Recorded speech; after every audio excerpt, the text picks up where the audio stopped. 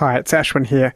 Today on Help Me I'm a Comedian, we'll get into some pretty heavy topics, including suicide. If you find it distressing, please talk to someone or call Lifeline for 24-hour crisis support on 13 11 14. When Ting Lim started having panic attacks, her mother thought she had been possessed by a demon. The more we learn about mental health, the more we understand the signs and symptoms in ourselves and those we love. But when stigma prevents you from talking about it in medical terms, maybe you would believe supernatural forces were at play. This is Help Me I'm a Comedian. I'm Ashwin Segkar, and psychologist Rachel Hannam is with me as always. Each week, Rachel and I chat to a comedian about the stuff that's happened in their life that wasn't so funny. Ting Lim is a Brisbane comedian who migrated to Australia from Singapore when she was 23. Hello, Ting. Hey, hello. Can you describe your first panic attack? I was in a polytechnic doing interior design, and I couldn't click with my cohort, to be honest, because they were I felt like they had everything handed to them. If they needed money, it wasn't an issue. Whereas for me, I had to work and then explain to my mom why I would need $200 for a textbook. And I took it as that's proof that I'm not lovable. You know what I mean? So I didn't go to class for probably 3-4 months. And then I went to class one day and no one greeted me, which is something trivial, but I took it as something so hurtful. I started having a panic attack. What does it feel like? I thought I was having a heart attack because I had no notion of what a panic attack is. I never had a panic attack before. So your heart was racing really fast? Yeah. Tightness in the chest? Yeah.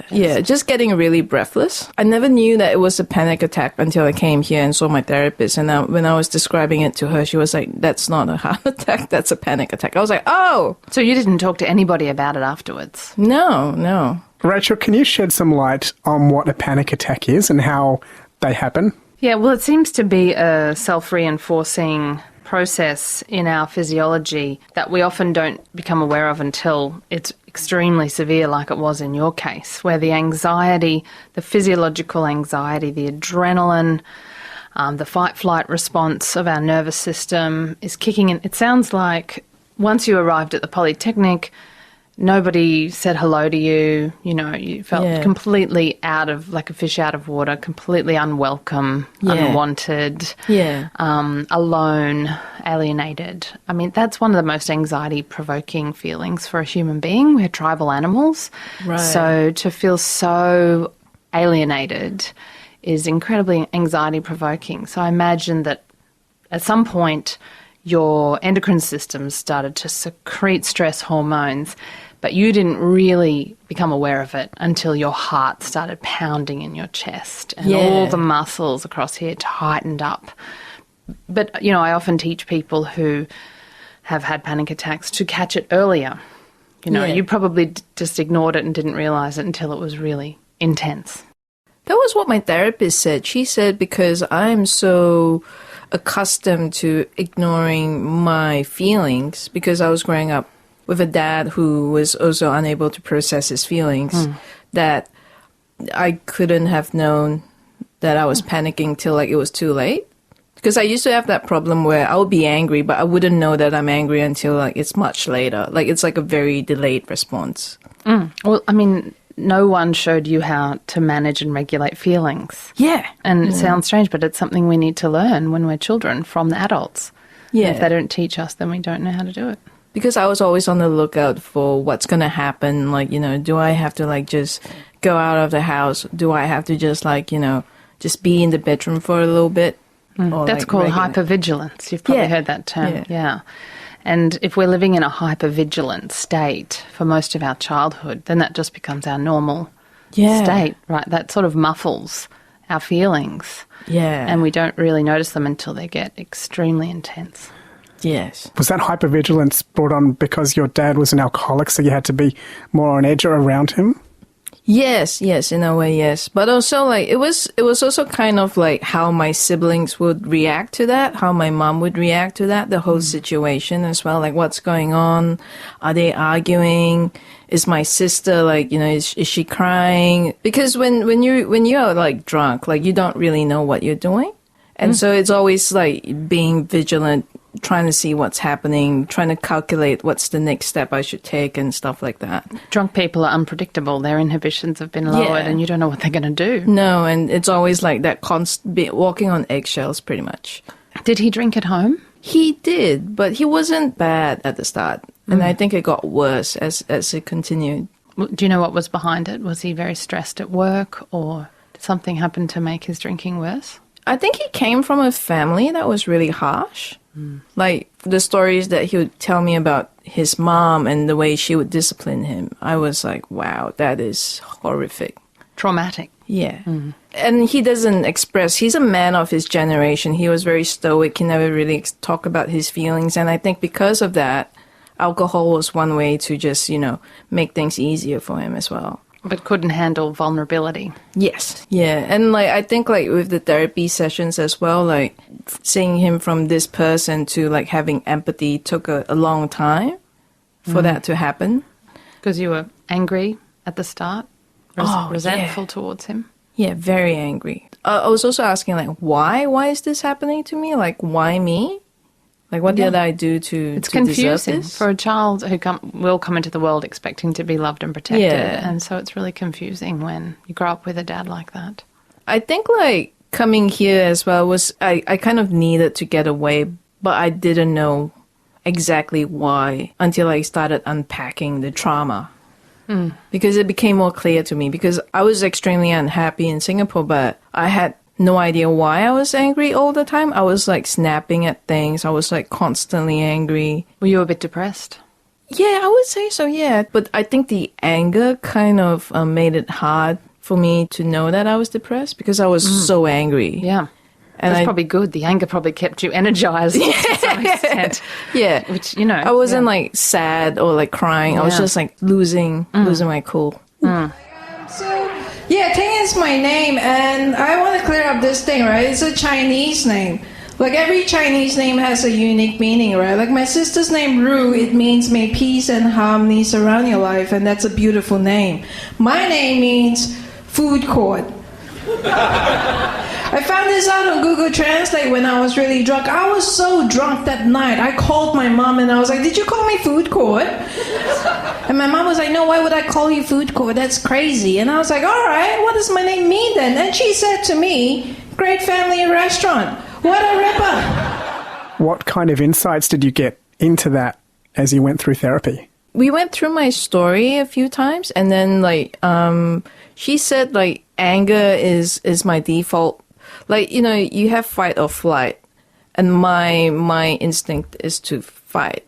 So anger just is like, if I'm sad, I'm angry. If I feel like vulnerable, I'm angry.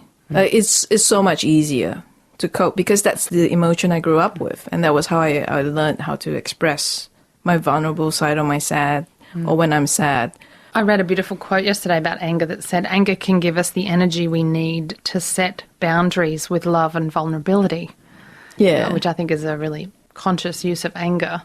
But anger is telling you that there's some boundaries that you need that aren't there. And I guess earlier in life, growing up, would have been true for you. Yeah, it was probably like my way of like getting away from like situations that I don't want to be a part of. But it wasn't like constructive. Can we come back to the panic attack? Yeah. And can you explain how that turned into a demon cleansing ritual? My mom, I was a horrible kid. When I was 12, I was like real lippy. So my mom was losing her cool. Can I reframe horrible kid as spirited child? Yes, spirited child. I like was that. acting out. And my mom kind of assumed, I don't know why, but she assumed that I was like possessed by a demon because I went from being a really quiet kid. And then when I was 12, I just kind of lost it. When puberty kicked in. That's what that was. Yeah. Because I was born in the year of the tiger. Like, the tiger is meant to be like a really fierce and angry creature and very, very stubborn. And my mom is like, you are very, very stubborn and you are very, very angry. The tiger demon has like kind of possessed you or something. And then we went through this like demon cleansing ritual. Can you explain what that is? So we went to this temple and they started burning paper and incense, and they were chanting, and I had to like crawl through a tunnel, and then they're like, oh, the spirit is gone now. Okay. Did anything change for you? No. No, I was still the same. I was just really confused. Yeah. I was really confused. I bet. Yeah. You're listening to comedian Ting Lim and psychologist Dr. Rachel Hannam on Help Me, I'm a Comedian. What did you do afterwards? So you realise you're having these panic attacks and you got some therapy for it. What from the therapy that you've done has worked the most to get on top of the panic attacks? At first, it was just strategies to cope with panic attacks. So it was kind of like, naming 5 things that I see in the room, closing my eyes, and then focusing on something else rather than anxiety. Because the thing that makes me breathless is because I overthink it. And then so she's like doing that, breathing exercises as well. And after that, it went from strategies to coping with anxiety to just self-love. So it's kind of like, dealing with the symptom and then like dealing with the actual cause of it. So you learn some self-compassion. Yes, which I still struggle with a lot. It's pretty difficult because I'm not used to that. You have to keep practicing it too. I've been trying to do that because I used to tell myself that, but then I was like, this doesn't sit right with me, I just I couldn't deal with that emotion. So foreign and unfamiliar. Yeah, but then I just started doing it like doing reps, like going to like a gym. I'm just like, I'm going to do it. So I think like I'm a bit better now, but I still have a long way to go, I reckon. I think with self-forgiveness, self-love and self-compassion, that analogy of going to the gym is a really good one because the very first time, you do a bench press or a bicep lift, it feels weird. Yeah. But then if you do it over and over and over and over, you build the muscle. And also I listened to Bill Burr, so I love Bill Burr. And he said like whenever he have like negative thoughts in his head, he would just yell it out and just like, yell a curse word, like F off or something. And then I started doing that because that approach sits a lot better with me than going, oh, I'm lovable, I just feel a bit, it doesn't sit well with me. It's just kind of too, I don't know. But you do give yourself permission to kind of bat away the negative thoughts, give yourself permission to refocus. Yeah. And that takes practice too. Oh, it was so hard. Like the other day, I had such a bad gig.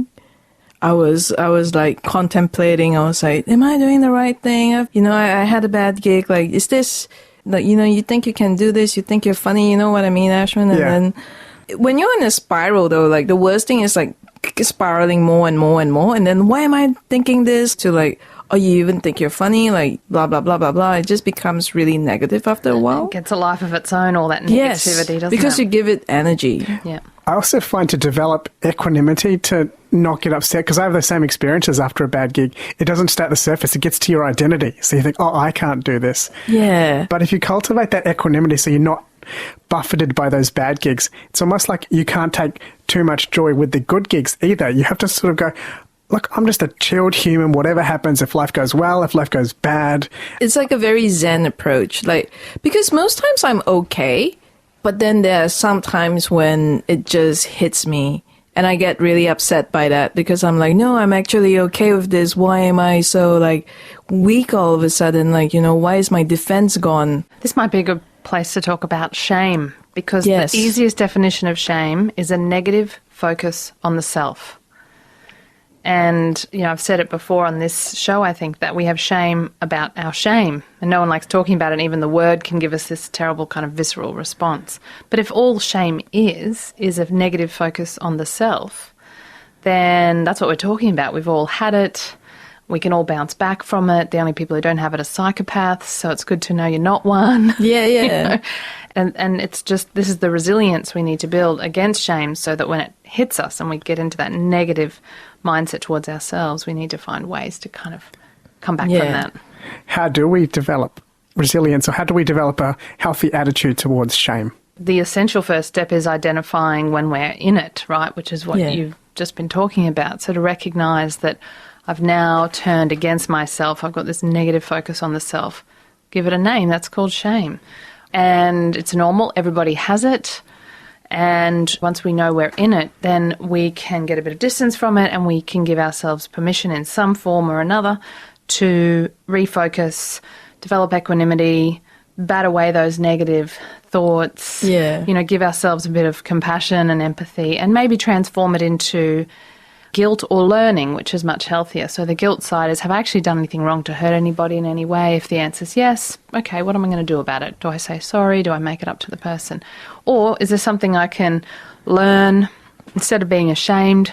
Just ask myself, what can I learn for the future? Which I'm sure both of you have, done that at some point as well. This guy, and he told me his name was Jason Koala. And I know. I was like, is your last name really Koala? It sounds made up. Reasonable question. And he said, oh yeah, I did make that up. And I was like, why would you make up your last name? We just met. That is so weird. And he said to me, I made that up because I want people to know that I'm Australian. And I was like, that is fair enough, but you're a white guy talking in an Aussie accent in Australia. How hard would that be to put together, There are reasons why I don't call myself Peng the Great Wall of China. Changing your character and cultivating virtues, every time you see that depicted, it's always, like I'm just thinking about the holy books, the Iliad, the Mahabharata. Every time someone's trying to become a different person than they depict it, it's always in the context of a war, a battle that lasts decades. Like, changing your nature is not supposed to be easy. There's not supposed to just be one little mantra that you say and you become a new person. It's meant to be a lifelong battle. So I think it's okay to give ourselves permission for it to be a long, hard slog. It's a process, yeah. Yeah. Definitely. What was the catalyst for you, Ting, to seek help and find a therapist? I was just talking to a friend. Like, I became more open about, like, my upbringing. And then I realized how dysfunctional it was. I was like, oh, it's bad? Really? And people were, like, giving me hugs. I was like, okay, it is bad. I had no idea it was that bad. And as you told your story and spoke to her about your earlier history, I imagine that helped you kind of make sense of your life. Yes. In a way that was helpful to you. Yeah, definitely did a lot of it. Like, how I react to things, like why I am so reactive to things that are trivial at times. I became more self-aware, in short, yeah. And that's such an important element of better mental health. Yeah, it is. There's some really interesting research by Dan Siegel who showed that people who have adults with poor mental health have not done much self-reflection and made sense of their earlier lives, whereas people with better mental health have found a way somehow to reflect and make sense of their earlier lives. And that seemed to be a really significant predictor of mental health, which I think is really interesting research. So it's to your credit that you've done this. Yeah, I mean, that, and also, like, my therapist helping me, like, and people around me. But that's you. You did the work. These people helped you. I'm sorry, Rachel. I'll take the credit. You take the credit. I'm giving it to you. Compliments, I find compliments hard. Yeah. Yeah, tell us about that. Why do you find them hard? I have no idea. Like, I think when I was growing up, like, I was never complimented on things. Like, it was only until I got an award that I went like, oh, I'm actually pretty okay at this. Because my parents, like, they don't compliment you. Like, I think my mom had to deal with my dad, and my dad has had his own issues. So, like, when I did something good, like, no one had encouraged you. Yeah, but they also never had time or the room, the psychological to see you space. and acknowledge you. Yeah, pretty much. There's also a cultural element to this, isn't there? In Asian culture and Indian as well, that the parents often aren't too complimentary of the kids because they don't want them to get a big head. They're a bit more disciplinarian. Yeah, I think it was kind of odd because my mom complimented me a lot when I did art classes, and I would, get A's and stuff. And my mom was like, "Oh, this is really good. This is amazing." And then when my dad, started drinking more, like, my mom stopped. So I don't know if it's the situation that took that away. Sounds like it. Sounds like it became a chronically stressful situation for your mum to live with. Yeah, because my mom is not really, like, traditional, conventionally, like, Asian, I guess, in a way. She's a mixed bag. But I imagine it was harder for her to be there emotionally for you and your siblings when she had your dad's unpredictability and chaos happening. Yeah, and I think she asking herself, like, all those questions as well, like, what am I doing here? Like, is this good for my kids? Children. Like, all these things, yeah. When you talked about trying to draw links between your childhood and the way you are today, you've mentioned before that sometimes people find you standoffish. Yeah. Can you explain that and why they might be misperceiving you? I used to think they misperceive me, but recently I'm of the opinion that, no, I'm actually standoffish. Like, I don't smile a lot, when I'm in a situation that I don't feel comfortable, I am very standoffish. Like, I don't smile and I don't have a very cheerful face. So when I look at people just go, oh, you know what I mean? So I think that comes from just like, you know, my childhood and everything. I'm just going to observe and see. And then if I feel like this is safe, I'm going to be a bit more open and okay with it. And is that what you do when you start to feel safe? You open up and Yeah. relax more and smile more? Yeah. But whereas if I'm not sure, I'm just like, you know, very standoffish. If I need to make an exit plan, I can just go, bye, real quick. Certainly serves you in a self-protective way. Are there any costs associated with being like this? Is there a downside? Yeah, I think like the downside is like sometimes I feel like I'm not included in things, but that's also kind of like, you know, if I don't smile at people and I look like I hate them, you know, I can see why they wouldn't like, you know, want me around. I am quite awkward socially, I guess. Like when I'm more comfortable, I'm okay, but initially I'm awkward because I never know like pre-COVID, I never know like, do you hug someone when you first meet them? Do you shake their hand? Can I tell you both a secret? Yes. Everybody feels awkward. Okay. Good. Everybody. That is amazing. Me, everybody I know, everybody. Even the extroverts. Everybody feels awkward. That's part of our acceptance, isn't it? Accepting our awkwardness. Totally. Yeah, I think Embracing it affectionately. Yeah. Oh, yeah. How do we embrace that? Can we amp it up? Can we really embrace it? Are you talking about dancing in public? Are you just talking about doing silly noises and movements? What's a good way to get in touch with your awkward? I don't know, just reframe it. Don't you think it's cute? I just think everybody's awkwardness is so cute. I even think my own awkwardness is funny. I think the reframe is good. It is, yeah. I do like that. Yeah. Embrace the awkward. Yeah. Can you explain your experience with, you talked a bit about anxiety with depression as well? The first hint I had of like knowing that I was like depressed was I was in a cab ride with a friend back home, and I think I was like 12. No, I was like 15. And then I told my friend, I was like, oh, you know, I tried committing suicide when I was 11. And my friend was like, what, 11?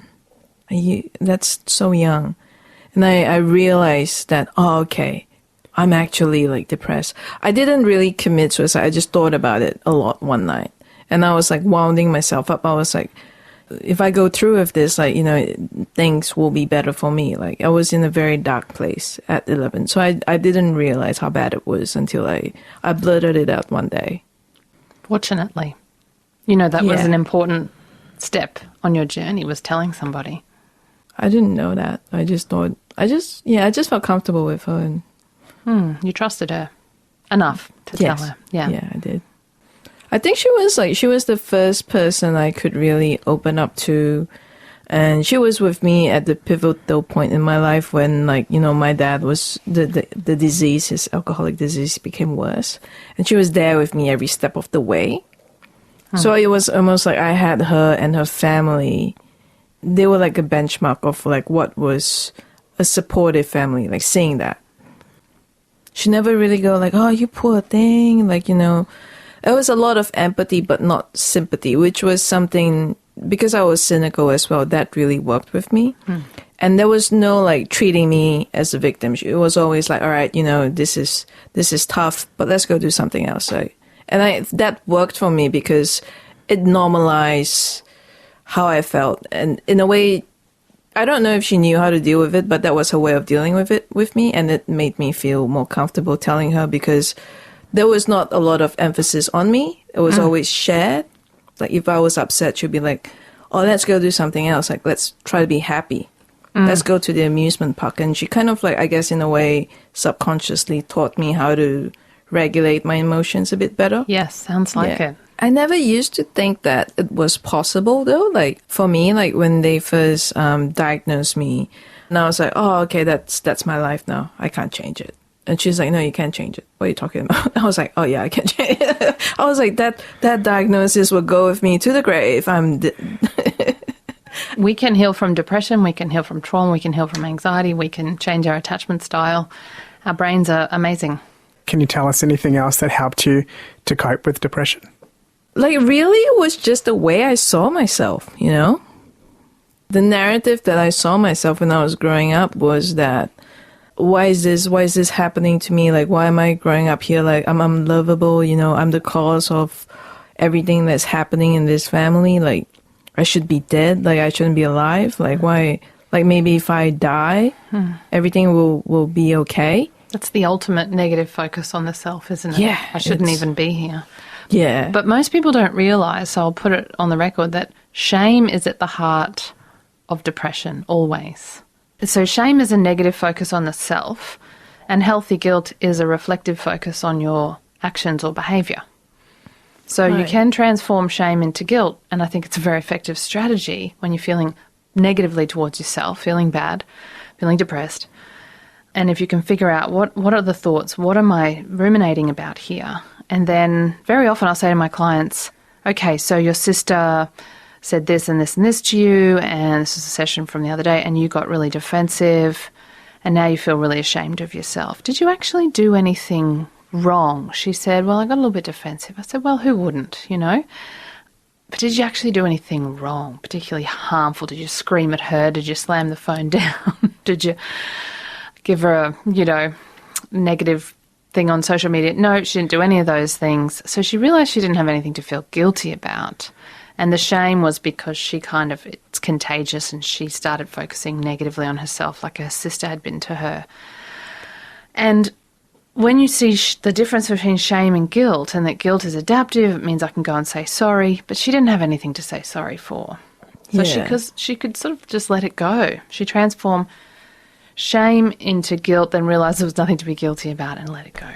And I think now I'm trying to put myself first, you know, and it's that self-talk. It's like, it's difficult going like, no, actually, I am worth something. Like, you know, maybe if I say no, I should say no. Like, because I think like I don't do that.